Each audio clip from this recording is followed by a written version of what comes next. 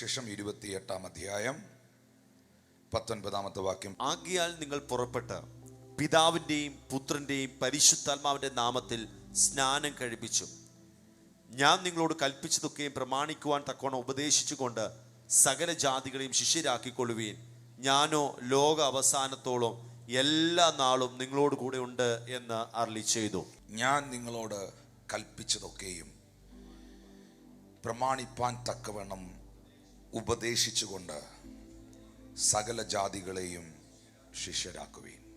ശിഷ്യനാകുക എന്ന് പറയുന്നത് ഒരു ചെറിയ കാര്യമല്ല. ശിഷ്യനാകുക, പറഞ്ഞേ, ശിഷ്യനാകുക, ശിഷ്യനാകുക, ശിഷ്യരാകുക. യേശു കർത്താവ് നമ്മളോട് പറഞ്ഞത്, ഞാൻ പഠിപ്പിച്ചതൊക്കെയും അവരെ പഠിപ്പിക്കണം.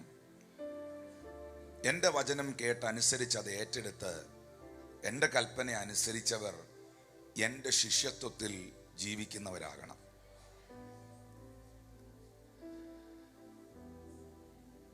അപ്പൊ ശിഷ്യനാകുക എന്ന് പറഞ്ഞാൽ എന്താ ശിഷ്യനാകുക എന്ന് പറഞ്ഞാൽ? ഒറ്റ വാക്കിൽ ഞാൻ പറയാം, യേശുവിനെ പോലെ ഞാൻ ആകുന്നതാണ് യേശുവിൻ്റെ ശിഷ്യനാകുക എന്നതുകൊണ്ട് അർത്ഥമാക്കുന്നത്. അതാണ് ലൂക്കോസ് 6:40 കർത്താവ് പറയുന്നത്, ശിഷ്യൻ ഗുരുവിന് മീതെയല്ല, അഭ്യാസം തികഞ്ഞവനെല്ലാം ഗുരുവിനെ പോലെ ആകും. മത്തായി 10:24-25 വാക്യത്തിൽ പറയുന്നുണ്ട്, ശിഷ്യൻ ഗുരുവിന് മീതെയല്ല, ദാസൻ യജമാനന് മീതെയുമല്ല, ഗുരുവിനെ പോലെയാകുന്നത് ശിഷ്യന് മതി. പറഞ്ഞേ, ഗുരുവിനെ പോലെയാകുക. ഗുരുവിനെ പോലെയാകുക. പറഞ്ഞില്ലല്ലോ എല്ലാരും? യേശുവിനെ പോലെ ആകുക. യേശുവിനെ പോലെയാകുക. എന്താണ് ക്രിസ്ത്യാനിത്വം എന്ന് പറഞ്ഞാൽ? ക്രിസ്ത്യാനിറ്റി എന്ന് പറഞ്ഞാൽ എന്താണ്? അപ്പോസ്തലപ്രവൃത്തി 11:26 ആദ്യമായിട്ട് നമ്മൾ ആ വാക്ക് തന്നെ കാണുന്നത്. ആദ്യം അന്ത്യോക്യയിൽ വെച്ച് ശിഷ്യന്മാർക്ക് ക്രിസ്ത്യാനികൾ എന്ന് പേര് ഉണ്ടായി. ഹല്ലേലൂയ. അപ്പൊ ആരെ നോക്കിയാണ് ക്രിസ്ത്യാനികൾ എന്ന് വിളിച്ചത്? വാ തുറന്ന് പറഞ്ഞേ, ശിഷ്യന്മാരെ നോക്കിയാണ് ക്രിസ്ത്യാനികൾ എന്ന് പറഞ്ഞത്. അപ്പോ ഐ എം എ ക്രിസ്ത്യൻ. ഇപ്പൊ നിങ്ങളുടെ ഒരു ബയോഡേറ്റ നിങ്ങൾ ഫില്ലപ്പ് ചെയ്യുമ്പോൾ, നിങ്ങളൊരു ആപ്ലിക്കേഷൻ നിങ്ങൾ എഴുതുമ്പോൾ, Christianity is not a religion, Christianity is the relationship. ക്രിസ്ത്യാനിത്വം ഒരു മതമല്ല, ക്രിസ്ത്യാനിത്വം ഒരു ബന്ധമാണ്. ഇതൊരു ബന്ധമാണെങ്കിലും ഒഫീഷ്യലി നിയമപരമായി, ലീഗലി നിങ്ങൾ ആ കോളം ഫില്ലപ്പ് ചെയ്യുമ്പോൾ നിങ്ങൾ എന്തെഴുതും? നിങ്ങളുടെ റിലീജിയൻ ചോദിക്കുമ്പോൾ ക്രിസ്ത്യൻ എന്നെഴുതും, അല്ലേ? ഐ എം എ ക്രിസ്ത്യൻ, ഞാനൊരു ക്രിസ്ത്യാനിയാണ് എന്ന് പറയണമെങ്കിൽ ഞാൻ കർത്താവിൻ്റെ ശിഷ്യനായിരിക്കണം. കാരണം ഇതൊരു മതമല്ല. യേശു ഈ ഭൂമിയിൽ വന്നത് ഒരു മതം സ്ഥാപിക്കാനല്ല. യേശു ഈ ഭൂമിയിൽ വന്നത് ക്രിസ്ത്യാനിത്വം എന്ന ഒരു സംഘടനയുടെ നേതാവായി, രക്തസാക്ഷിയായി മരിക്കാനല്ല. യേശു ഈ ഭൂമിയിലേക്ക് വന്നത് മാനവകുലത്തെ മുഴുവൻ രക്ഷിക്കാൻ വേണ്ടിയാണ്. അതുകൊണ്ടാണ് യോഹന്നാൻ സുവിശേഷം 3:16 പറയുന്നത്, തൻ്റെ ഏകജാതനായ പുത്രനിൽ വിശ്വസിക്കുന്ന ഏവനും നശിച്ചു പോകാതെ നിത്യജീവൻ പ്രാപിക്കേണ്ടതിന് അവൻ ക്രിസ്ത്യാനികളെ സ്നേഹിച്ചു എന്നല്ല, അവൻ ലോകത്തെ സ്നേഹിച്ചു എന്നാണ്. All the world he loves everyone. അടുത്തിരിക്കുന്ന ആളോട് പറഞ്ഞാട്ടെ, ദൈവം എല്ലാവരെയും സ്നേഹിക്കുന്നവനാണ്. ദൈവം എല്ലാവരെയും സ്നേഹിച്ചവനാണ്. ഞാൻ സ്നേഹമെന്ന വിഷയത്തിലേക്ക് ഇന്ന് വരുന്നുണ്ട്. എന്നാൽ അതിനു മുൻപായിട്ട് എൻ്റെ പ്രിയ മക്കളോട് ഞാൻ പറയട്ടെ, ഗുരുവിനെ പോലെ ആകുക. ഉറക്കെ പറഞ്ഞേ, ഗുരുവിനെ പോലെയാകുക. എന്തായിരുന്നു യേശുവിൻ്റെ ആറ്റിറ്റ്യൂഡ്? കഴിഞ്ഞ ദിവസം എന്നോട് കുറച്ച് ദിവസങ്ങൾക്ക് മുമ്പ് ഒരു പാസ്റ്റർ എൻ്റെ അടുത്ത് ചോദിച്ചു, ടിനു പാസ്റ്റർ, ആത്മാക്കളെ നേടാൻ ഞങ്ങൾ എന്താ ചെയ്യേണ്ടേ? എൻ്റെ അടുത്ത് ചോദിക്കുകയാണ്, കഴിഞ്ഞ ദിവസങ്ങളിലൊക്കെ നമ്മുടെ മീറ്റിങ്ങുകളിൽ ഒത്തിരി പേര് കർത്താവിലേക്ക് വരികയും അതിൻ്റെ ഫോട്ടോസൊക്കെ അദ്ദേഹം കാണുകയൊക്കെ ചെയ്തുകൊണ്ട് പുള്ളി വളരാൻ ആഗ്രഹിക്കുന്നൊരു മനുഷ്യനായതുകൊണ്ടാണ് പേഴ്സണലി സ്നേഹത്തോടെ എന്നോട് ചോദിക്കുന്നത്, ടിനു ബ്രദറെ, ടിനു പാസ്റ്ററെ, ആത്മാക്കളെ നേടാൻ, ജനത്തെ ദൈവത്തിലേക്ക് നയിക്കാൻ ഞാൻ എന്താ ചെയ്യേണ്ടേ, ഞങ്ങൾ എന്താ ചെയ്യേണ്ടേ? അത് ചർച്ചിലേക്ക് ജനം വരുന്നതാണെങ്കിലും ജനത്തെ കർത്താവിലേക്ക് നയിക്കുന്നതാണെങ്കിലും അതിനെന്താ ഫസ്റ്റ് സൊല്യൂഷൻ, ആദ്യത്തെ പടി എന്താ? ഒത്തിരി കാര്യങ്ങൾ അതിനോടുള്ള ബന്ധത്തിലുണ്ടെങ്കിലും ആദ്യം ഞാൻ അദ്ദേഹത്തോട് പറഞ്ഞൊരു കാര്യം, ഉൾക്കൊള്ളുക, അംഗീകരിക്കുക, മനസ്സിലാക്കുക. യേശുവിനോട് പരീശന്മാർക്കുണ്ടായിരുന്ന ഏറ്റവും വലിയ പരിഭവം ഈ വിഷയത്തിലാണ്. ലൂക്കോസ് 15:1 പറയുന്നുണ്ട്, അവൻ ചുങ്കക്കാരെയും പാപികളെയും കൈക്കൊണ്ട് അവരോടുകൂടെ ഭക്ഷണം കഴിക്കുന്നു എന്ന് പരീശന്മാർ കണ്ടിട്ട് അവർ പിറുപിറുത്തു. യേശു എല്ലാവരെയും സ്നേഹിച്ചവനാണ്, യേശു എല്ലാവരെയും അംഗീകരിച്ചവനാണ്, യേശു എല്ലാവരെയും ഉൾക്കൊണ്ടവനാണ്. ഹല്ലേലൂയ. യേശു തന്നെ പറഞ്ഞു, ഞാൻ നീതിമാന്മാരെ തേടിയല്ല വന്നത്, ഞാൻ പാപികളെ തേടിയാ വന്നേ.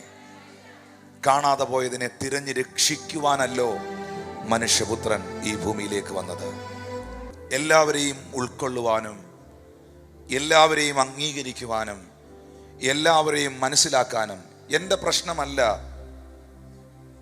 ആ സഹോദരന്റെ പ്രശ്നം. അടുത്തിരിക്കുന്ന ആൾ പറഞ്ഞാട്ടെ, എൻ്റെ യുദ്ധമല്ല നിന്റെ യുദ്ധം, എൻ്റെ യുദ്ധമല്ല നിന്റെ യുദ്ധം. നമ്മൾ പല ഡിഫറൻ്റായ യുദ്ധങ്ങൾ നമ്മുടെ ഡേ ടു ഡേ ലൈഫിൽ, നമ്മുടെ ദൈനംദിന ജീവിതത്തിൽ നേരിടുന്നവരാണ്. ഗുരുവിനെ പോലെയാകുക. പറഞ്ഞേ, ഗുരുവിനെ പോലെയാകുക, ഗുരുവിനെ പോലെയാകുക, ഗുരുവിനെ പോലെയാകുക. യേശു കർത്താവിൻ്റെ ശിഷ്യത്വത്തിലേക്ക് വരുവാൻ പ്രധാനപ്പെട്ട 3 കാര്യങ്ങൾ ഞാൻ പറയുവാൻ ആഗ്രഹിക്കുന്നു. യേശുവിൻ്റെ ശിഷ്യനാകണമെങ്കിൽ ഞാൻ അറിയേണ്ട പ്രധാനപ്പെട്ട 3 കാര്യങ്ങൾ. യോഹന്നാന്റെ സുവിശേഷം 8-ാം അധ്യായം 31-ാമത്തെ വാക്യം. തന്നിൽ വിശ്വസിച്ച യഹൂദന്മാരോട് യേശു, എൻ്റെ വചനത്തിൽ നിലനിൽക്കുന്നു എങ്കിൽ നിങ്ങൾ വാസ്തവമായി എൻ്റെ ശിഷ്യന്മാരായി. എൻ്റെ വചനത്തിൽ നിങ്ങൾ നിലനിൽക്കുന്നു എങ്കിൽ നിങ്ങൾ വാസ്തവമായി എൻ്റെ ശിഷ്യന്മാരായി. രണ്ടാമതായി യോഹന്നാൻ സുവിശേഷം 13-ാം അധ്യായം 35-ാമത്തെ വാക്യം. നിങ്ങൾക്ക് തമ്മിൽ തമ്മിൽ സ്നേഹമുണ്ടെങ്കിൽ നിങ്ങൾ എൻ്റെ ശിഷ്യന്മാരെന്ന് എല്ലാവരും അറിയും. മൂന്നാമതായി യോഹന്നാൻ സുവിശേഷം 15-ാം അധ്യായം 8-ാം വാക്യം. നിങ്ങൾ വളരെ ഫലം കായ്ക്കുന്നതിനാൽ എൻ്റെ പിതാവ് മഹത്വപ്പെടുന്നു, അങ്ങനെ നിങ്ങൾ എൻ്റെ ശിഷ്യന്മാരാകും. ഞാൻ വീണ്ടും സഭയോട് ആവർത്തിക്കുന്നു, ശിഷ്യത്വം ഇല്ലാതെ ക്രിസ്ത്യാനിത്വം ഇല്ല. യേശുവിൻ്റെ ശിഷ്യൻ ആകുക. 3 കാര്യങ്ങളാണ് യേശു അതിനോടുള്ള ബന്ധത്തിൽ പറഞ്ഞത്. ഒന്ന്, നിങ്ങൾ തന്നിൽ വിശ്വസിച്ച യഹൂദന്മാരോടാണ് ഈ പറയുന്നതെന്ന് ഓർക്കണം. പറഞ്ഞ്, വിശ്വസിച്ചവരോടാണ് ഈ പറയുന്നത്. യഹൂദൻ വിശ്വസിക്കുക എന്ന് പറഞ്ഞാൽ ചെറിയ കാര്യമല്ല. യേശു കർത്താവിന് വളരെ എഗൻസ്റ്റായിട്ട് നിന്ന യഹൂദന്മാർ അവനിൽ വിശ്വസിച്ചു എന്ന് പറയുന്നത് ഒരു വലിയ കാര്യം തന്നെയാണ്. ആ വിശ്വസിച്ച യഹൂദന്മാരോട് പറയുന്നു, നിങ്ങൾ എൻ്റെ വചനത്തിൽ നിലനിൽക്കുന്നു എങ്കിൽ നിങ്ങൾ വാസ്തവമായി എൻ്റെ ശിഷ്യന്മാരായി. രണ്ടാമതായി യേശു പറയുന്നു, നിങ്ങൾക്ക് തമ്മിൽ തമ്മിൽ സ്നേഹം ഉണ്ടെങ്കിൽ നിങ്ങൾ എൻ്റെ ശിഷ്യന്മാരെന്ന് എല്ലാവരും അറിയും. ഹല്ലേലൂയ.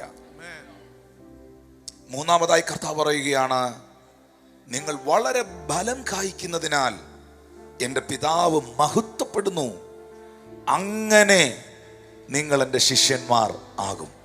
ഒന്ന്, ദൈവത്തിൻ്റെ വചനത്തിൽ നിലനിൽക്കുക. പറഞ്ഞേ, വചനത്തിൽ നിലനിൽക്കുക.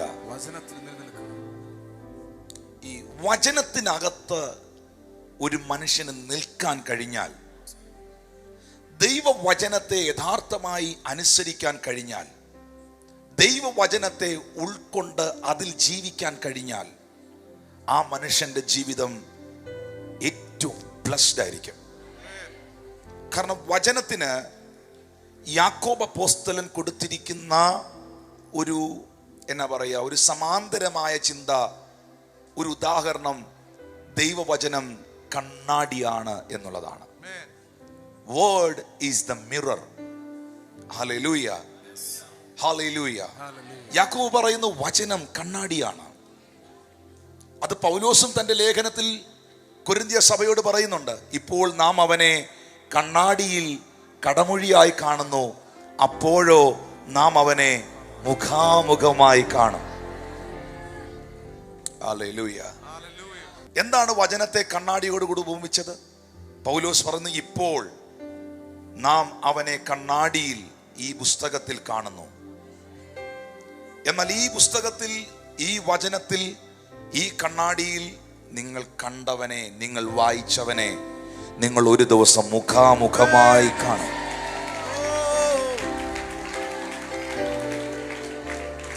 ഹല്ലേലൂയ. ദൈവവചനത്തെ കണ്ണാടിയോടുകൂടി ഉപമിച്ചിരിക്കുന്നത്. എന്തിനാ കണ്ണാടി? ഇന്ന് ഈ മീറ്റിങ്ങിന് വന്നപ്പോ കണ്ണാടി നോക്കി എത്ര പേരുണ്ട്? എന്തിനാ കണ്ണാടി നോക്കുന്നേ? എന്തിനാണ് വീട്ടിൽ കണ്ണാടി വെച്ചിരിക്കുന്നേ? സൗന്ദര്യം വർദ്ധിപ്പിക്കാനാണോ? ഒരിക്കലല്ല.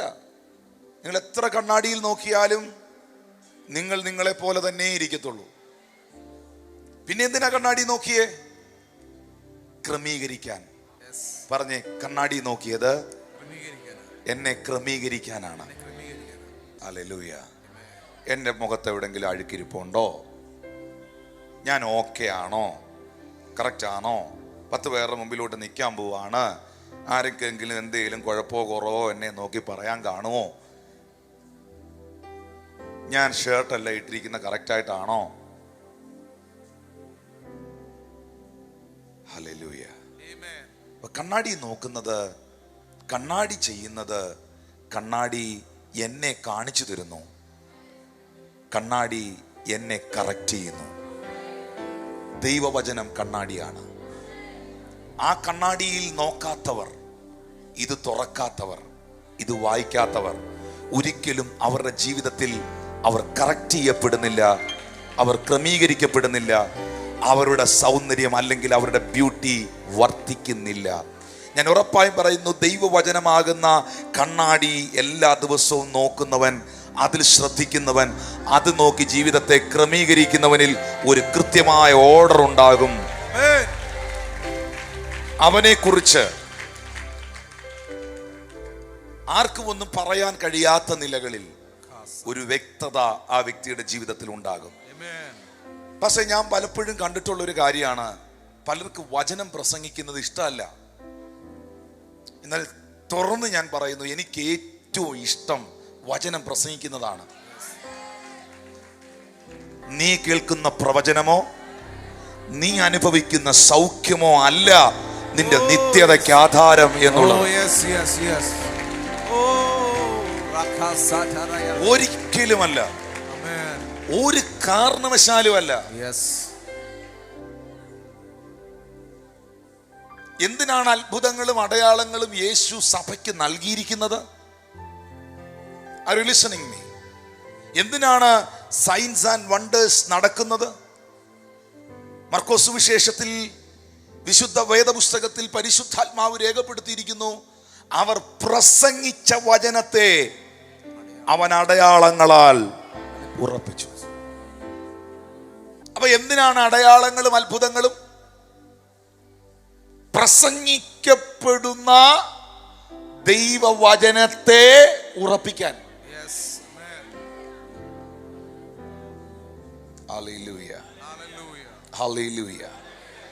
അതുകൊണ്ടാണ് യോഹന്നാൻ സുവിശേഷം 1-ാം അധ്യായം 1-ാമത്തെ വാക്യത്തിൽ ബൈബിൾ പറയുന്നത്, ആദിയിൽ വചനമുണ്ടായിരുന്നു, വചനം ദൈവത്തോടു കൂടെയായിരുന്നു, വചനം ദൈവമായിരുന്നു. The word was God. Lord, I love your word. I honor your word.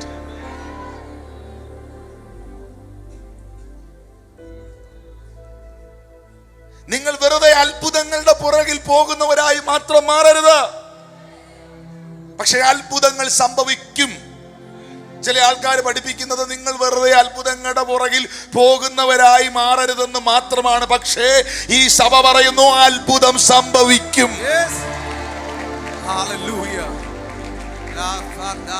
വിടുതലുകൾ നടക്കും.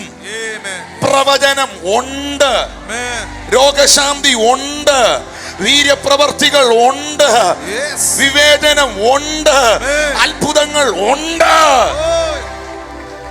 പക്ഷേ miracles are not your foundation. Yes, that's true. Come on, yes. Your foundation is the word of the Lord. Yes. ഈ പുസ്തകം, ഈ കണ്ണാടി, എല്ലാ ദിവസവും സാധാരണ പൊട്ടിപ്പോകുന്ന കണ്ണാടിയിൽ നോക്കുന്ന എത്ര പേർ എല്ലാ ദിവസവും ഈ കണ്ണാടിയിൽ നോക്കാറുണ്ട്? ഞാൻ ചോദിക്കട്ടെ, ദൈവവചനത്തെ എന്തുകൊണ്ടാണ് കണ്ണാടിയോടുകൂടെ യാക്കോബും പൗലോസും ഉപമിച്ചത്? ജീവിതത്തിൽ ഒരു ദിവസത്തിൽ ഒരിക്കലെങ്കിലും ഞാൻ കണ്ണാടി നോക്കിയിരിക്കും എന്നുള്ളവരുടെ കൈയൊന്ന് ഉയർത്തിയേ. എനിക്ക് കണ്ണാടി നോക്കാഞ്ഞ ഒരു ദിവസം ഇല്ല എന്നുള്ളവർ ഒന്ന് കൈ ഉയർത്തിയേ. അങ്ങനെയാണെങ്കിൽ ദൈവവചനത്തെ കണ്ണാടിയോട് ഉപമിച്ചത് ഇത് ഞായറാഴ്ച മാത്രം തുറക്കാനല്ല. Oh my God, yes. Every day. വചനം ദൈവമാണ്. എന്തോ എനിക്ക് പറയേണ്ടിയെന്നൊന്നും അറിഞ്ഞുകൂടാ. വചനം ഞാൻ അത്ര സ്നേഹിക്കുന്നു. ഇതെന്റെ പ്രാണനാണ്, ഇതെന്റെ ജീവനാണ്, ഇതെന്റെ രക്ഷയ്ക്കുള്ളതാണ്, ഇതെന്റെ സൗഖ്യത്തിനുള്ളതാണ്, ഇതെന്റെ സമാധാനത്തിനുള്ളതാണ്, ഇതെന്റെ വിടുതലിനുള്ളതാണ്. ഒരു ദൈവസഭ വചന അടിസ്ഥാനമുള്ളതായിരിക്കട്ടെ. Our foundation is the word of the Lord. എന്താണ് ഈ വചനത്തിന്റെ പ്രത്യേകത എന്താണെന്നറിയാവോ? നിങ്ങൾ വചനം കേൾക്കണം എന്ന് പറയുന്നത് എന്നാന്നറിയാവോ? എനിക്ക് രോഗശാന്തി ശുശ്രൂഷ ഇല്ലാഞ്ഞിട്ടോ, അതോ എനിക്ക് പ്രവചിക്കാനുള്ള ഗിഫ്റ്റ് ഇല്ലാഞ്ഞിട്ടോ? ഇത് വേറൊരാളാ പറയുന്നെങ്കിൽ അങ്ങാരുടെ അസൂയ കൊണ്ടാ പറയുന്നതെന്ന് പറയാം. എന്തോ കർത്താവ് ഇതിനെ ഏൽപ്പിക്കാത്ത കാര്യമാണോ? Why?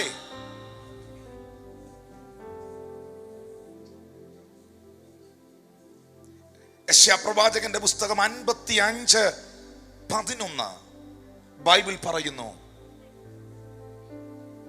എന്റെ വായിൽ നിന്ന് പുറപ്പെടുന്ന എന്റെ വചനമായിരിക്കും,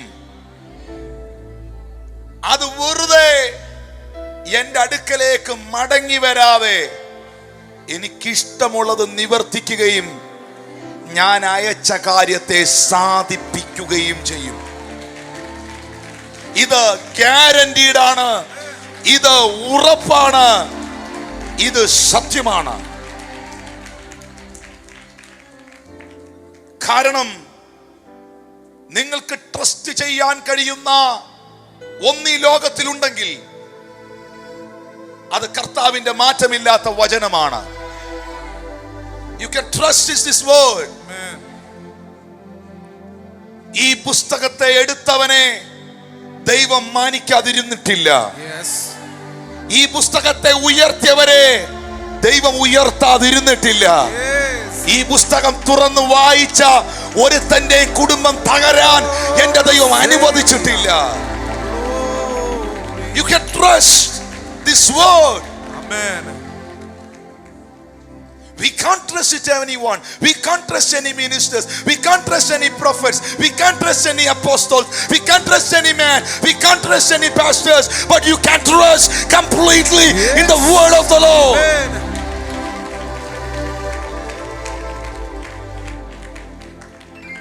Believe and trust. ഏത് സാഹചര്യത്തിലും, ഏത് സമയത്തും, ഏത് അവസ്ഥയിലും നിന്നോട് സംസാരിക്കുന്ന ഈ പുസ്തകത്തെ നിനക്ക് വിശ്വസിക്കാം. നിനക്ക് വിശ്വസിക്കാം. Thank you precious Holy Spirit. എന്റെ വായിൽ നിന്ന് പുറപ്പെടുന്ന എന്റെ വചനം എനിക്ക് ഇഷ്ടമുള്ളത് ചെയ്യുകയും ഞാൻ അയച്ച കാര്യം സാധിപ്പിക്കുകയും ചെയ്യും. ദൈവവചനം ശുശ്രൂഷിക്കാൻ നിനക്കൊരു ഗ്രേസ് കിട്ടിയോ? ഒരു കൃപ കിട്ടിയോ? പുസ്തകം തുറന്നു പിടിക്കുമ്പോൾ ദൈവവചനം പറയാൻ നിനക്ക് സാധിക്കുന്നോ? ഞാൻ നിന്നോട് പറയുന്നു, നിന്റെ വചനം പ്രവചനമായി മാറും. Yes. Oh, yes. Come on, yes. I receive Prophetic grace ദൈവം നിനക്ക് തരും. Yes, amen. ഹീലിംഗ് മിനിസ്ട്രി ദൈവം നിനക്ക് തരും. Receive. പക്ഷെ ഇതൊന്നും വചനം വിട്ടല്ല, ഇതെല്ലാം വചനത്തിനൊത്തവണ്ണമാണ്. കൈകൾ അടിച്ചു കർത്താവിന് നന്ദി പറയാം. For the word. Yes. Ah, Sakala Yasma. Oh, yes. ഈ എല്ലാവരും ഈ ഹീലിംഗിന്റെയും ഡെലിവറൻസിന്റെ ഒക്കെ ഒരു ഭാഗം മാത്രമേ കാണുന്നുള്ളൂ. അത് കഴിഞ്ഞ് അങ്ങേരുടെ സ്നാനം ആരും കാണുന്നില്ല. അത് കഴിഞ്ഞ് അയാളുടെ കുടുംബം മുഴുവൻ കർത്താവിലേക്ക് തിരിഞ്ഞത് ആരും കാണുന്നില്ല. അത് കഴിഞ്ഞ് അദ്ദേഹത്തിന്റെ ഭൂതം വിട്ടുപോയതും ആരും കാണുന്നില്ല. അത് കഴിഞ്ഞ് ആ കുടുംബം മുഴുവൻ ദൈവത്തിലേക്ക് വന്ന് അവരുടെ പാരമ്പര്യ ശാപങ്ങളെ ദൈവം തകർത്തതും ആരും കാണുന്നില്ല. എന്നെ കേൾക്കുന്ന പ്രിയപ്പെട്ടവരെ, ദൈവം ഒരു പ്രൊഫസി പറഞ്ഞെങ്കിൽ, ദൈവം ഒരു വചനം പറഞ്ഞെങ്കിൽ, ദൈവം ഒരു വിടുതൽ അയച്ചെങ്കിൽ അത് ഒരുത്തന്റെ കുടുംബത്തിന്റെ ജീവിതത്തിന്റെ ചരിത്രങ്ങളെ തിരിക്കാൻ വേണ്ടിയിട്ടാണ്. Oh, yes, yes, yes. Holy, holy. എന്റെ വായിൽ നിന്ന് പുറപ്പെടുന്ന എന്റെ വചനം. Oh my God. Yes, come on. ആ ഓണർഷിപ്പ് വിടാത്ത കണ്ടോ?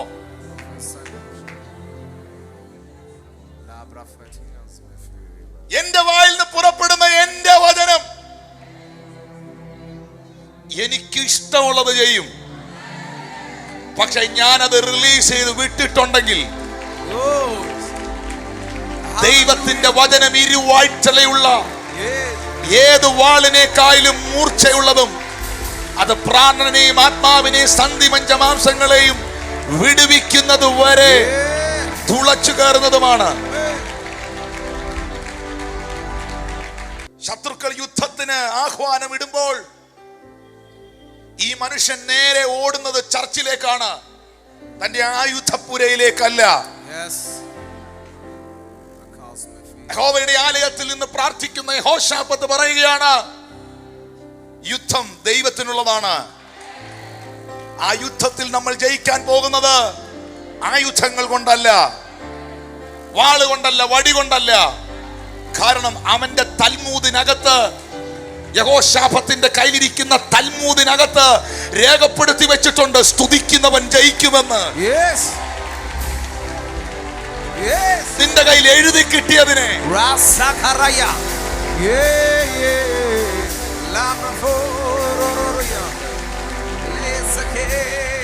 നിന്റെ ആയുധം വചനമാണ്. അതുകൊണ്ടാണ്, ലിസൺ, ദിസ് ഈസ് ഇമ്പോർട്ടന്റ്. അതുകൊണ്ടാണ് 6 armor of God, ദൈവത്തിന്റെ 6 സർവായുധ വർഗങ്ങൾ പറയുമ്പോൾ, ദൈവത്തിന്റെ 6 സർവായുധ വർഗം എന്തൊക്കെയാ? രക്ഷ എന്ന ശിരസ്ത്രം, വചനം എന്ന ആത്മാവിന്റെ വാള്, നീതിയുടെ കവചം, സത്യമെന്ന ബെൽറ്റ്, സുവിശേഷം എന്ന ചെരുപ്പ്.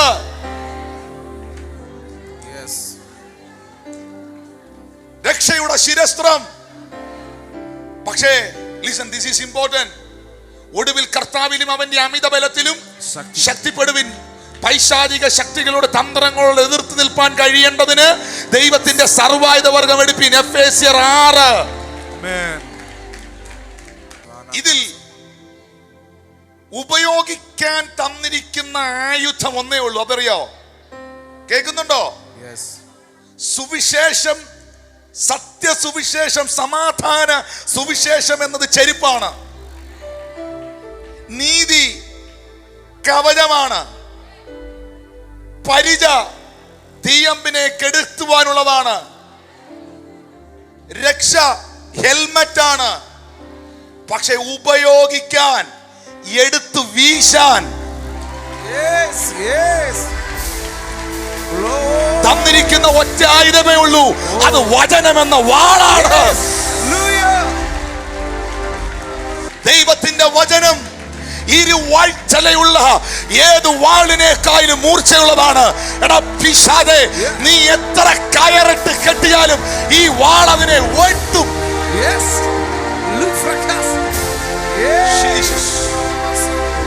ദൈവത്തിന്റെ വചനം, വേർഡ്, ദൈവവചനം തുറന്നു പിടിച്ച് ആ ദൈവവചനത്തിന്റെ മുമ്പിൽ ഇരുന്ന് പ്രാർത്ഥിച്ച് വചനത്തെ ആത്മാവിൽ ധ്യാനിച്ചപ്പോ നിന്റെ കണ്ണിൽ നിന്ന് ചൂടുള്ള കണ്ണീരൊഴുകി ആ പുസ്തകത്തിന്റെ പേജിൽ വീണില്ലേ, അതൊക്കെ അങ്ങോട്ട് എഴുന്നേറ്റ് വരുവമേ. Oh, yes. Hey. Oh, my goodness. Yeah.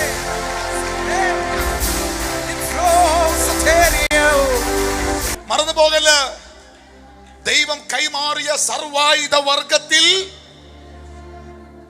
ഉപയോഗിക്കാൻ തന്ന, എവരിടെ എടുത്തു വീശാൻ തന്ന, ഉപയോഗിക്കാൻ തന്ന ഒറ്റ ആയുധേ ഉള്ളൂ. ബാക്കിയെല്ലാം പിടിപ്പിച്ചിരിക്കുക, കവചം പിടിപ്പിച്ചിരിക്കുക, ഹെൽമറ്റ് വെച്ചിരിക്കുക, ചെരുപ്പിട്ടിരിക്കുക, ബെൽറ്റ് കെട്ടിയിരിക്കുക. പക്ഷെ എടുത്തു വീശാൻ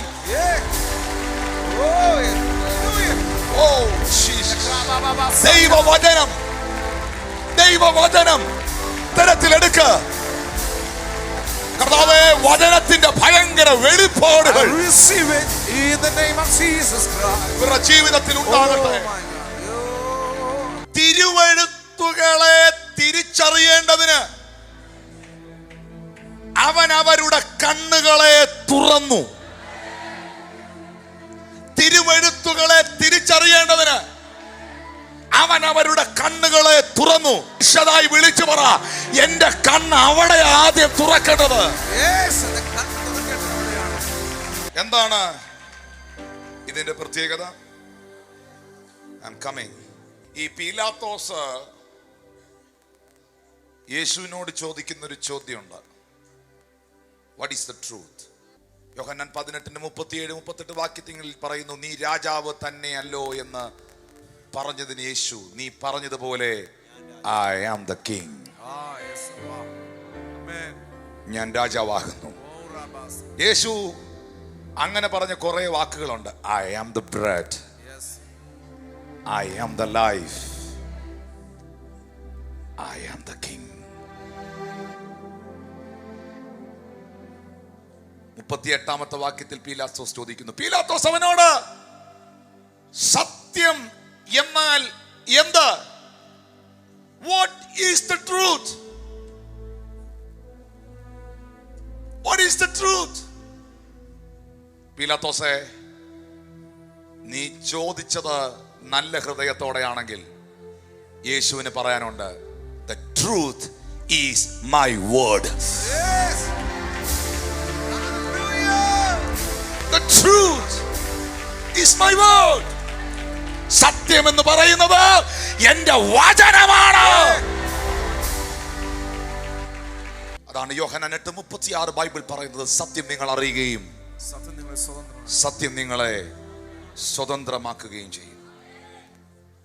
പുത്രൻ നിങ്ങൾക്ക് സ്വാതന്ത്ര്യം വരുത്തിയാൽ you are free. Yes, I am free. 1 Peter chapter 2 verse 1 and 2. 1 പത്രോസ് 2:1-2 വാക്യങ്ങൾ പറയുന്നു, ഇപ്പോൾ ജനിച്ച ശിശുക്കളെ പോലെ രക്ഷയ്ക്കായി വളരുവാൻ വചനം എന്ന മായമില്ലാത്ത പാൽ കുടിപ്പാൻ വാഞ്ചിപ്പീൻ. 1 പത്രോസ് 1:25. പുല്ലുവാടി പൂ ഉതിർന്നു പോയി, കർത്താവിന്റെ വചനമോ എന്നേക്കും നിലനിൽക്കുന്നു. അതാകുന്നു നിങ്ങളോട് പ്രസംഗിച്ച വചനം. മതി മതി. നിലനിൽക്കുന്ന ഒരു ക്രിസ്തീയ ജീവിതം, നിലനിൽക്കുന്ന ശുശ്രൂഷ, നിലനിൽക്കുന്ന ആത്മീയത, നിലനിൽക്കുന്ന സഭ, നിലനിൽക്കുന്ന വിശ്വാസം നിങ്ങൾക്കുണ്ടാകണമെങ്കിൽ വചനത്തിൽ നിലനിൽക്കണം. Yes.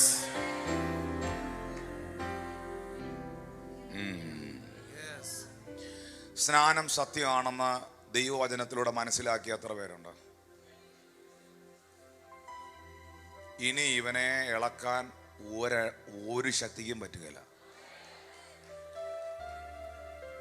പരിശുദ്ധാത്മാവ് സത്യമാണെന്ന് വചനത്തിലൂടെ കിട്ടിയ എത്ര പേരുണ്ട്? അത് അനുഭവിച്ച എത്ര പേരുണ്ട്? നിങ്ങളെ ഇളക്കാൻ പറ്റുകയില്ല. ദൈവത്തെ ആരാധിക്കേണ്ടത് സത്യത്തിലും ആത്മാവിലുമാണെന്ന് വചനത്തിലൂടെ വെളിപ്പാട് കിട്ടിയവനും വിഗ്രഹാരാധന വിട്ട് ഓടുവീൻ, നിങ്ങളുടെ അവയുടെ നടുവിൽ നിന്ന് പുറപ്പെടുവീൻ, എന്നാൽ ഞാൻ നിങ്ങൾക്ക് പിതാവും നിങ്ങൾ എനിക്ക് പുത്രന്മാരും പുത്രിമാരും ആയിരിക്കുമെന്ന് വചനത്തിലൂടെ വെളിപ്പാട് കിട്ടിയ, അവരുടെ നടുവിൽ നിന്ന് വേർപെട്ട് ആരാധിപ്പീൻ എന്ന് വചനത്തിലൂടെ വെളിപ്പാട് കിട്ടിയ എത്ര പേരുണ്ട്? അവനെ ഇനി തിരിച്ചു വലിച്ചോണ്ട് പോകാൻ ഒരു ശക്തികൾക്കും കഴിയത്തില്ല. Jesus' name. വചനം കേട്ട ആ വചനത്തിനകത്താണ് ഇവന്റെ ഫൗണ്ടേഷൻ വീണെങ്കിൽ. കർത്താവ് പറയുന്നു, രണ്ടുപേർ വീട് പണിതു. ഒരുത്തൻ മണലിന്റെ മേൽ പണിതു, മറ്റൊരുത്തൻ ആഴ കുഴിച്ച് അടിസ്ഥാനമിട്ട് പണിതു. യേശു കർത്താവ് പറഞ്ഞു, വൻമഴ വന്നു, തിരകൾ അടിച്ചു, മണലിന്റെ മേൽ പണിതവന്റെ വീട് പൊളിഞ്ഞു പോയി. എന്നാൽ ആഴക്കുഴിച്ച് അടിസ്ഥാനമിട്ടവന്റെ ഭവനത്തെ തകർക്കാൻ ഒരു കാറ്റിനും കഴിഞ്ഞില്ല. ഇന്ന് പകൽ വൻമഴ വരും, പ്രതിസന്ധികൾ നിനക്കെതിരെ വരാം, വെല്ലുവിളികൾ വരാം. അറിഞ്ഞ സത്യത്തിൽ നിന്ന്, അനുഭവിച്ച ദൈവകൃപയിൽ നിന്ന്, ഏറ്റുപറഞ്ഞ വിശ്വാസത്തിൽ നിന്ന് ഒരു തെല്ല് പുറകോട്ട് മാറത്തില്ല. കാരണം ഞാൻ അറിഞ്ഞത് സത്യമാ. My word is truth. Thank you Lord Jesus. Thank you Lord Jesus. അടുത്തിരിക്കുന്ന ആളോട് പറഞ്ഞാട്ടെ, വചനത്തിൽ നിൽക്കണം. വചനത്തിൽ നിൽക്കണം. 2 തിമോത്തി, നീയോ ഇന്നവരോട് ഇന്നവരോട് പഠിച്ചും എന്ന് ഓർക്കുകയും ക്രിസ്തുവേശുള്ള വിശ്വാസത്താൽ നിന്നെ രക്ഷയ്ക്ക് ജ്ഞാനിയാക്കുവാൻ മതിയായ തിരുവെഴുത്തുകളെ ബാല്യം മുതൽ അറിയുകയും ചെയ്യുന്നത് കൊണ്ട്. ലിസൺ, പിള്ളേരെ സൺഡേ സ്കൂളിന് വിടുന്ന എത്ര പേരുണ്ട്? തിരുവെഴുത്തുകളെ ബാല്യം മുതൽ അറിയുകയും. പിള്ളേരെ, കുഞ്ഞുങ്ങളെ ദൈവവചനം പഠിപ്പിക്കണം. കേൾക്കുന്നുണ്ടോ പിള്ളേരെ? കേൾക്കുന്നോ? മക്കളുമാർ കേൾക്കുന്നോ? ആ, എന്നാ കേട്ടെ? ദൈവവചനം പഠിപ്പിക്കണം. ബാല്യം മുതൽ അവരെ അതറിയിക്കണം. തിരുവെഴുത്തുകളെ ബാല്യം മുതൽ കുഞ്ഞുങ്ങളെ പഠിപ്പിക്കണം. തിമോത്തിയോട് പൗലോസ് പറയുന്നു, തിരുവെഴുത്തുകളെ ബാല്യം മുതൽ നീ അറിയുകയും ചെയ്യുന്നത് കൊണ്ട്. 15-ാമത്തെ വാക്യം പറയുന്നു, നീ പഠിച്ചും നിശ്ചയം പ്രാപിച്ചും ഇരിക്കുന്നതിൽ നിലനിൽക്കുക. നാളെ ഏതെങ്കിലും ഒരു പുള്ളി രക്ഷക്കെതിരെയോ സ്നാനത്തിനെതിരെയോ വിശുദ്ധ ജീവിതത്തിനെതിരെയോ ഇങ്ങനെയുള്ള ആരാധനകൾക്കെതിരെയോ ദശാംശം കൊടുക്കുന്നതിനെതിരെയോ പഠിപ്പിക്കുമ്പോ നീ എന്നാ ഇളകുന്നേ? നിന്റെ മനസ്സെന്താ ഇളകുന്നേ? കാരണം നീ പഠിച്ചില്ല. ശരിക്കും നീ പഠിച്ചതിൽ നിശ്ചയം പ്രാപിച്ചില്ല. ഉറപ്പിക്കണം. എന്റെ കാതിൽ ഞാൻ കേട്ട വചനങ്ങൾ, എന്റെ സഭയിലൂടെ ദൈവം എന്നെ പഠിപ്പിച്ച വചനങ്ങൾ, എന്നെ കേൾപ്പിച്ച ആലോചനകൾ ഒരു ചെവിയിലൂടെ കേട്ട് മറ്റേ ചെവിയിലൂടെ കളയാനല്ല ഈ ചൂടത്ത് ഇവിടെ കൊണ്ടിരുത്തിയിരിക്കുന്നത്. നീ പഠിച്ചും നിശ്ചയം പ്രാപിച്ചും ഇരിക്കുന്നതിൽ നിലനിൽക്കാൻ വേണ്ടിയാണ്. നിന്റെ അനുഗ്രഹം നീ നഷ്ടപ്പെടുത്തരുത്. നീ പഠിച്ചും മോനെ, നീ ദൈവത്തിന് വേണ്ടി കൊടുത്തു നീ മുടിഞ്ഞോ? 2023 നീ ദശാംശം കൊടുത്തിട്ട് നിനക്ക് എന്തിനെങ്കിലും എന്റെ ദൈവം കുറവ് വരുത്തിയോ? കർത്താവിന്റെ നാമത്തിന് വേണ്ടി നിന്നിട്ട് മരണം നിന്റെ മുമ്പിൽ വാദിച്ച് നിന്നിട്ടും ഇപ്പോൾ നീ ഇവിടെ ആയുസ്സോടെ ഇരിക്കുന്നില്ലേ?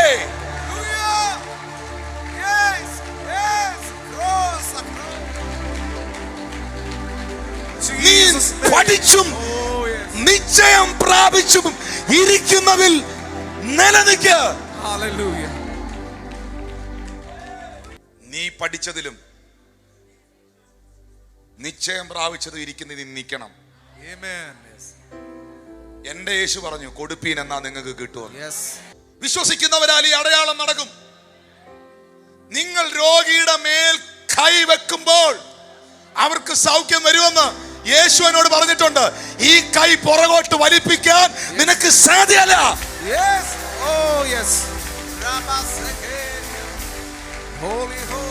I am standing, I am living in the word of the Lord. Amen.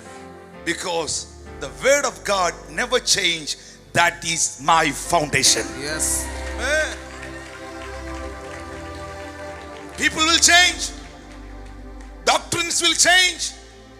Visions will change. People will change. Climate will change. everything will be changed. The Bible says ആകാശവും ഭൂമിയും മാറിപ്പോകും, പക്ഷെ എൻ്റെ വചനം Oh, yes.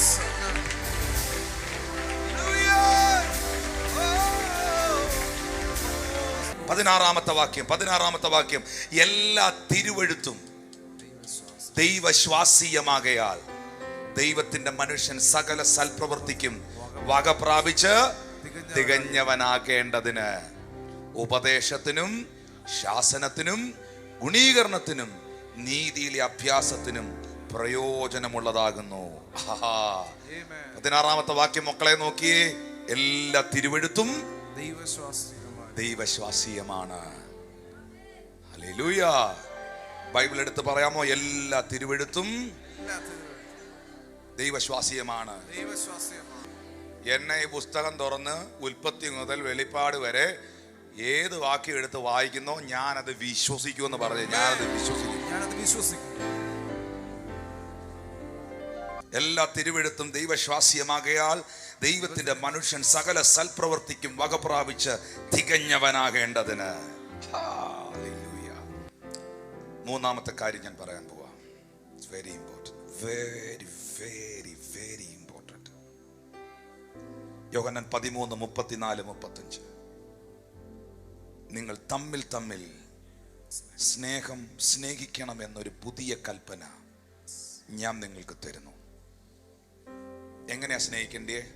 ഞാൻ നിങ്ങളെ സ്നേഹിച്ചതുപോലെ നിങ്ങളും തമ്മിൽ സ്നേഹിക്കണം എന്നു തന്നെ. നിങ്ങൾക്ക് തമ്മിൽ സ്നേഹമുണ്ടെങ്കിൽ നിങ്ങൾ എൻ്റെ ശിഷ്യന്മാരെന്ന് എല്ലാവരും അറിയും.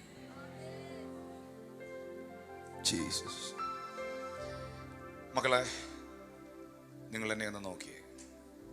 യേശുവിനെ എല്ലാവരും അറിയണോ? ആഗ്രഹിക്കുന്നവരുണ്ടോ? നിങ്ങൾ കർത്താവിൻ്റെ ശിഷ്യനാണ്, കർത്താവിൻ്റെ മകനാണെന്ന് പേരിന് പറഞ്ഞുകൊണ്ട് നടക്കുകയല്ല. എല്ലാവരും അറിയണോ? നിങ്ങൾക്ക് തമ്മിൽ സ്നേഹം ഉണ്ടാകണം. എന്നിട്ട് കർത്താവ് പറയുകയാണ്, ആ സ്നേഹത്തിൻ്റെ അളവുകോൽ എന്താണ്?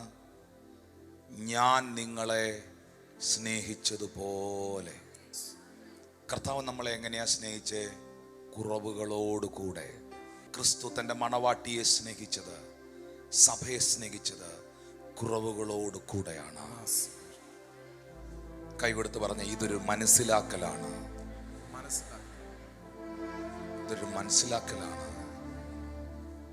സ്നേഹം ഒരു മനസ്സിലാക്കലാണ്. ആ മനസ്സിലാക്കലാണ് ഞാൻ ക്രൂശിൽ കണ്ടത്. ആ മനസ്സിലാക്കലാണ് ഞാൻ യേശുവിൽ കണ്ടത്. ആ മനസ്സിലാക്കലാണ് നിങ്ങളിൽ ഉണ്ടാകേണ്ടത്. Hallelujah. Oh, thank you Jesus. നിങ്ങൾക്ക് തമ്മിൽ സ്നേഹമുണ്ടെങ്കിൽ നിങ്ങൾ എൻ്റെ ശിഷ്യന്മാരെന്ന് എല്ലാവരും അറിയും. കാര്യം എന്നറിയോ മോനെ? 1 യോഹന്നാൻ 4:7, 8, 9, 10 വാക്യം പറയുന്നു, പ്രിയമുള്ളവരെ, നാം അന്യോന്യം സ്നേഹിക്ക. സ്നേഹം ദൈവത്തിൽ നിന്ന് വരുന്നു. സ്നേഹിക്കുന്നവനെല്ലാം ദൈവത്തിൽ നിന്ന് ജനിച്ചിരിക്കുന്നു, ദൈവത്തെ അറിയുകയും ചെയ്തിരിക്കുന്നു. സ്നേഹിക്കാത്തവനാരും ദൈവത്തെ അറിഞ്ഞിട്ടില്ല. ദൈവം സ്നേഹം തന്നെ. ഹല്ലേലൂയ. പ്രിയമുള്ളവരെ, നാം അന്യോന്യം സ്നേഹിക്കുക. സ്നേഹം, നിങ്ങൾ എന്നെ നോക്കി, സ്നേഹം ദൈവത്തിൽ നിന്നേ വരും. ഒരാളോട് വഴക്കുണ്ടാക്കാനോ ഒരാളെ ദേഷ്യപ്പെടാനോ 2 അടി കൊടുക്കാനോ പ്രത്യേകിച്ച് കൃപയൊന്നും വേണ്ട. പ്രത്യേകിച്ച് ഒരു കൃപയും വേണ്ട.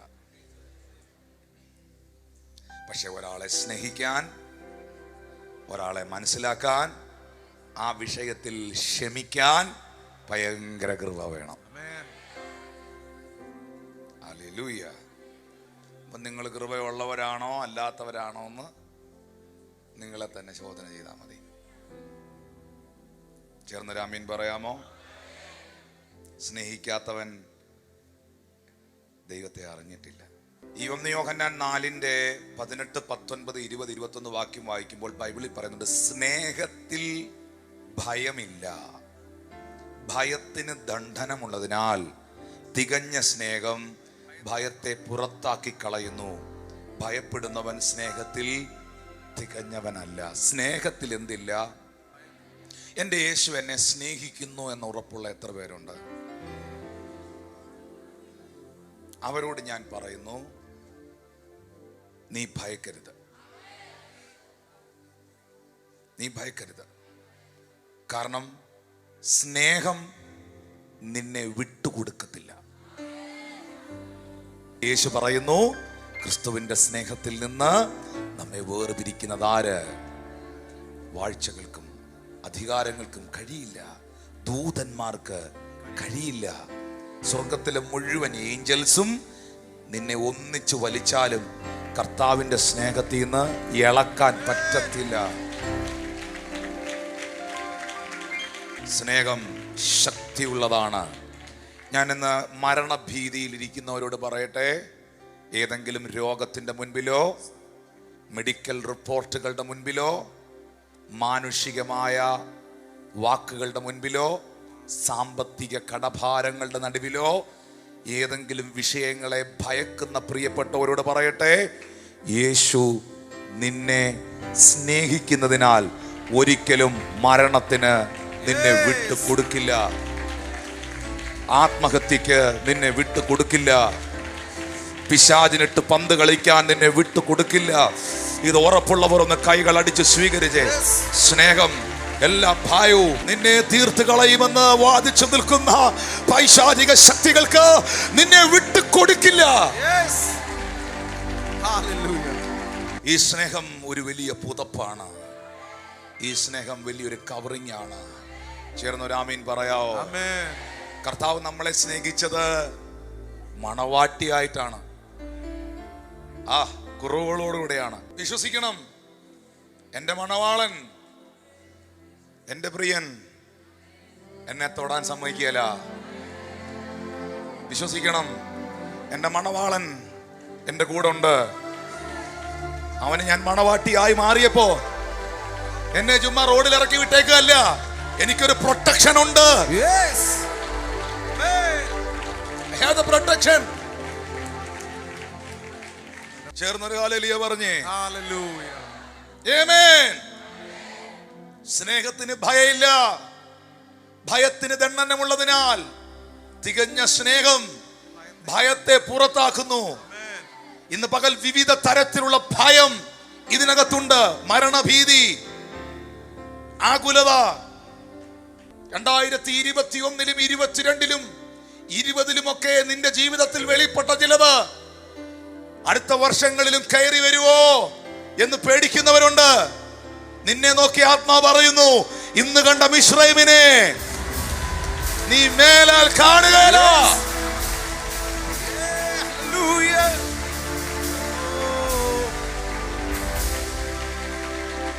എല്ലാ ഭയവും വിട്ടുപോകണേ. എന്റെ മണവാളൻ, എന്റെ മണവാളനാകുന്ന ക്രിസ്തു എന്നെ തൊടാൻ അനുവദിക്കില്ല.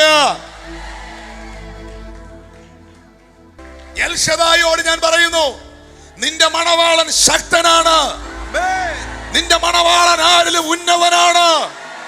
അവന്റെ നാമം സൈന്യങ്ങളുടെ ദൈവമായ യഹോവ എന്നാണ്.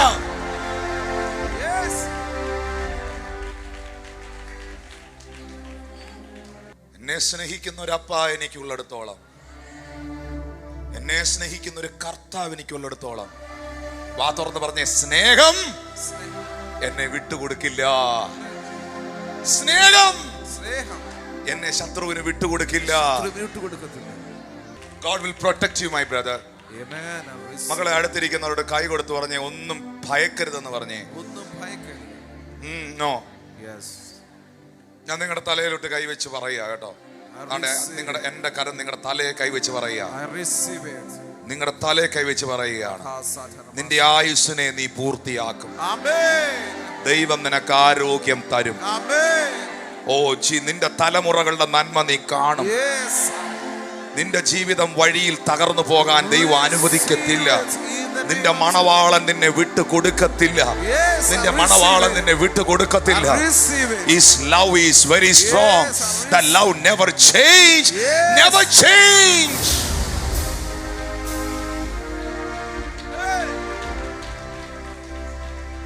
ഞാൻ എൻ്റെ കർത്താവിനോട് പറയുന്ന അപ്പച്ചാ, ഈ 2023 നീ എന്നെ സ്നേഹിച്ചില്ലായിരുന്നെങ്കിൽ ഞാനിന്ന് ഇവിടെ ഇല്ലായിരുന്നപ്പാ, ഞാനിന്ന് ഇവിടെ ഇല്ലായിരുന്നു.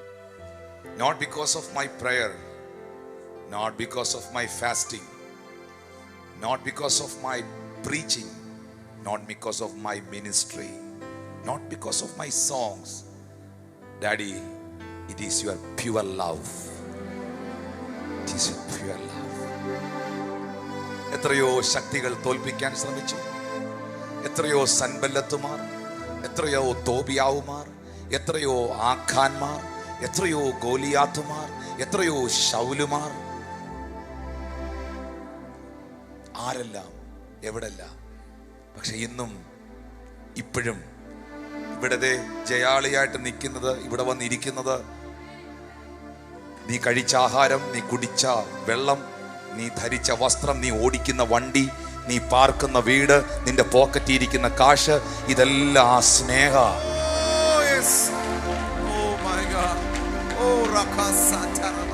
എന്ത് യോഗ്യതയാ പറയാനുള്ളേ? നിനക്ക് എന്ത് യോഗ്യ? ഞാൻ എന്നോട് ചോദിക്കുന്നത്, എന്ത് യോഗ്യതയാ നിനക്ക് പറയാനുള്ളേ? പറ. എന്നേക്കാൾ ഉപവസിക്കുന്നവർ ഇവിടെ ഇല്ലേ?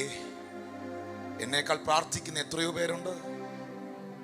എന്നേക്കാൾ അധികം സമയം അന്യഭാഷയിൽ പ്രാർത്ഥിക്കുന്ന എത്രയോ ആളുകളുണ്ട്. എന്നേക്കാൾ വലിയ പാരമ്പര്യം പറയാൻ കഴിയുന്ന എത്രയോ ആളുകളുണ്ട്. ഒരു യോഗ്യതയും പറയാനില്ലാത്ത എന്നെ എന്റെ അപ്പ നിർത്തിയത്, ഇത് സ്നേഹമല്ലേ?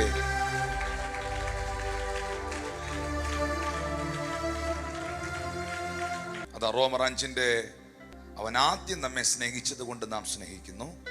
20 വാക്യം, ഞാൻ ദൈവത്തെ സ്നേഹിക്കുന്നെന്ന് പറയുകയും തൻ്റെ സഹോദരനെ പകയ്ക്കുകയും ചെയ്യുന്നവൻ കള്ളനാകുന്നു. ഞാൻ കണ്ടിട്ടുള്ള സഹോദരനെ സ്നേഹിക്കാൻ കഴിയാത്തവൻ കണ്ടിട്ടില്ലാത്ത ദൈവത്തെ സ്നേഹിക്കാൻ കഴിയുന്നതല്ല. ദൈവത്തെ സ്നേഹിക്കുന്നവൻ സഹോദരനെയും സ്നേഹിക്കണമെന്നീ കൽപ്പന നമുക്ക് അവനിൽ നിന്ന് ലഭിച്ചിരിക്കുന്നു. നീ ദൈവത്തെ സ്നേഹിക്കുന്നെങ്കിൽ നിന്റെ സഹോദരനെയും സ്നേഹിക്കണം. എങ്ങനെയാ സ്നേഹിക്കുന്നേ? എങ്ങനെയാ സ്നേഹം പ്രകടമാക്കുന്നേ? യേശു തന്റെ സ്നേഹത്തെ ക്രൂശിൽ പ്രദർശിപ്പിച്ചു. ചേർന്നൊരാമീൻ പറഞ്ഞേ.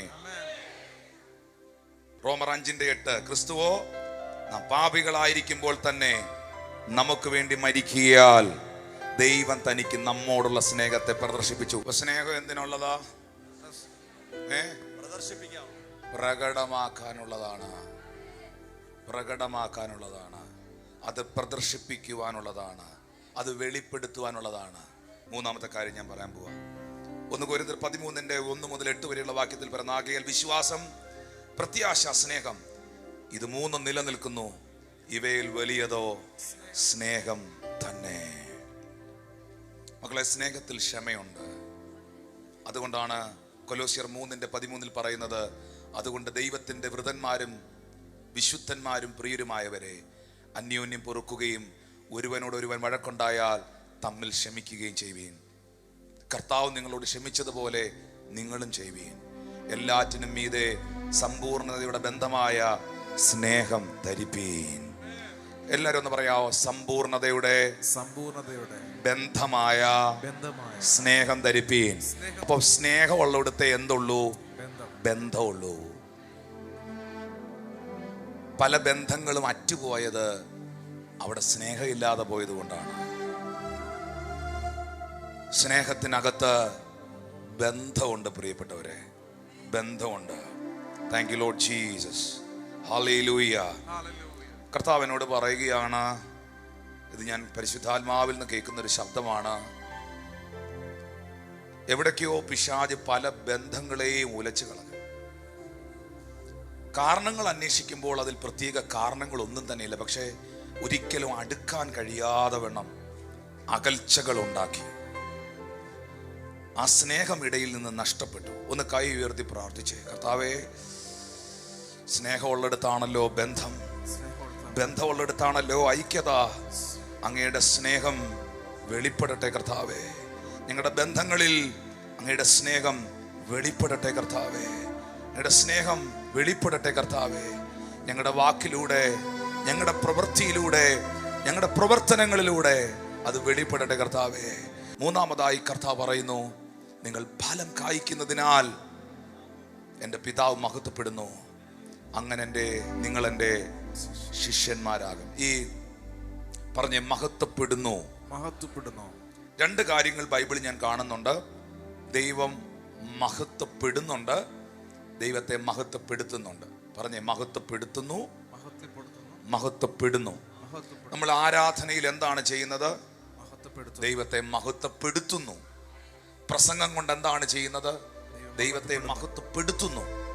ഹല്ലേലൂയ. നമ്മുടെ ശുശ്രൂഷ കൊണ്ട് എന്താണ് ചെയ്യുന്നത്? ദൈവത്തെ മഹത്വപ്പെടുത്തുന്നു. പക്ഷെ ദൈവം മഹത്വപ്പെടുന്നു അതെവിടെയാണെന്നറിയാവോ? നമ്മുടെ ലൈഫ് കൊണ്ട്, നമ്മുടെ ജീവിതം കൊണ്ട്. അതാണ് 2 തെസ്സലോനിക്കർ 3:9 വാക്യത്തിൽ രേഖപ്പെടുത്തിയിരിക്കുന്നത്. ദൈവം നമ്മിൽ മഹത്വപ്പെടുന്നു നമ്മുടെ ലൈഫ് കൊണ്ട്, നമ്മുടെ ജീവിതം കൊണ്ട്. ഹല്ലേലൂയ. നിങ്ങളുടെ സ്വർഗീയ പിതാവ് സൽഗുണ സമ്പൂർണനായിരിക്കുന്ന പോലെ നിങ്ങളും സൽഗുണ സമ്പൂർണരാകുവിൻ. നിങ്ങൾ സ്നേഹമുള്ള ഒരാളാണെങ്കിൽ, നിങ്ങൾ മറ്റുള്ളവരെ ബഹുമാനിക്കുന്ന ഒരാളാണെങ്കിൽ, നിങ്ങൾ കരുതുന്ന ഒരാളാണെങ്കിൽ, നിങ്ങളുടെ നാവുകൾ കുറ്റം പറയാത്ത, പിശാചിനെ പോലെ സാത്താനെ പോലെ അപവാദം പറയാത്ത നാവാണെങ്കിൽ, ഞാൻ ഉറപ്പായിട്ടും പറയുന്നു, നിങ്ങളുടെ ലൈഫ് കൊണ്ട് നിങ്ങൾ പാടാതെ, നിങ്ങൾ പ്രസംഗിക്കാതെ ദൈവത്തിൻ്റെ നാമം മഹത്വപ്പെടും. ഒന്ന് കരമടിച്ച് കർത്താവിന് നന്ദി പറഞ്ഞു. നിങ്ങളുടെ ലൈഫ് കൊണ്ട് നിങ്ങൾ പാടാതെ, നിങ്ങൾ പ്രസംഗിക്കാതെ ദൈവത്തിന്റെ നാമം മഹത്വപ്പെടും. ഹല്ലേലൂയ. ശബ്ദമുയർത്തി ഹല്ലേലൂയ. എങ്ങനെയാണ് നമ്മൾ ഫ്രൂട്ട്ഫുൾ ആകുന്നത്? യോഹന്നാൻ 15:4 വാക്യത്തിൽ പറയുന്നു, നിങ്ങൾ വളരെ ഫലം കായ്ക്കുന്നതിനാൽ എൻ്റെ പിതാവ് മഹത്വപ്പെടുന്നു. അങ്ങനെ നിങ്ങൾ എൻ്റെ ശിഷ്യന്മാരാകും. എന്നിൽ വസിപ്പീൻ, ഞാൻ നിങ്ങളിലും വസിക്കും. കൊമ്പിന് മുന്തിരിവള്ളിയിൽ വസിച്ചിട്ടല്ലാതെ സ്വയമായി കായ്ക്കുവാൻ കഴിയാത്തതുപോലെ എന്നിൽ വസിച്ചിട്ടല്ലാതെ നിങ്ങൾക്ക് കഴിയുകയില്ല. ഞാൻ മുന്തിരിവള്ളിയും നിങ്ങൾ കൊമ്പുകളുമാകുന്നു. ഒരുത്തൻ എന്നിലും ഞാൻ അവനിലും വസിക്കുന്നെങ്കിൽ അവൻ വളരെ ഫലം കായ്ക്കും. ഹല്ലേലൂയ. എനിക്ക് സ്നേഹത്തെ പ്രകടമാക്കാൻ കഴിഞ്ഞു, എനിക്ക് വചനത്തിൽ നിൽക്കാൻ കഴിഞ്ഞു. യോഹന്നാൻ 15:2 പറയുന്നു, എന്നിൽ കായ്ക്കാത്ത കൊമ്പൊക്കെയും അവൻ നീക്കിക്കളയുന്നു, കായ്ക്കുന്നതൊക്കെയും അധികം ഫലം കായ്ക്കേണ്ടതിന് ചെത്തിപിടിപ്പാക്കുന്നു. ഈ ചർച്ചിനകത്ത് ദൈവത്തിന് പ്രതീക്ഷയുള്ള ഒത്തിരി പേരുണ്ട്. പ്രതീക്ഷയുള്ള റോസാ ചെടിക്ക് വെള്ളം ഒഴിക്കത്തുള്ളൂ, പ്രതീക്ഷയുള്ളതിനെ മാത്രമേ വെട്ടി നിർത്തത്തുള്ളൂ. കർത്താവ് നിന്നെ ചെത്തുന്നെങ്കിൽ, കർത്താവ് നിന്നെ വെട്ടുന്നെങ്കിൽ, കർത്താവ് നിന്നെ മിനുക്കുന്നെങ്കിൽ എന്തോ വലിയ പ്രതീക്ഷ കർത്താവിന്. മറ്റാർക്കുമില്ലാത്ത വെല്ലുവിളികൾ നിന്റെ ജീവിതത്തിൽ ഉണ്ടാകുന്നെങ്കിൽ, മറ്റാർക്കുമില്ലാത്ത പ്രതികൂലങ്ങളെ നീ ഫേസ് ചെയ്യുന്നെങ്കിൽ, ദൈവത്തിന് നിന്നിൽ വലിയ പ്രതീക്ഷയുണ്ട്. പ്രിയപ്പെട്ടവരെ, വലിയ പ്രതീക്ഷയുണ്ട്. ഫലമില്ലാത്തതിനെ ചെത്താൻ നിൽക്കത്തില്ല, ഫലമില്ലാത്തതിനെ കർത്താവ് തൊടാൻ വരുന്നില്ല. We thank you precious Holy Spirit. അധികം ഫലം കായ്ക്കേണ്ടതിന് എന്നെ അധികം ചെത്തി വെടിപ്പാക്കുന്നു. കർത്താവെ, 3 കാര്യങ്ങൾ സഭയോട് കർത്താവ് അറിയിച്ചു. തന്നിൽ വിശ്വസിച്ച യഹൂദന്മാരോട്, നിങ്ങൾ എൻ്റെ വചനത്തിൽ നിലനിൽക്കുന്നെങ്കിൽ നിങ്ങൾ എൻ്റെ ശിഷ്യന്മാരാകും. നിങ്ങൾക്ക് തമ്മിൽ സ്നേഹമുണ്ടെങ്കിൽ നിങ്ങൾ എൻ്റെ ശിഷ്യന്മാരെന്ന് എല്ലാവരും അറിയും. നിങ്ങൾ ഫലം കായ്ക്കുന്നതിനാൽ എൻ്റെ പിതാവ് മഹത്വപ്പെടുന്നു.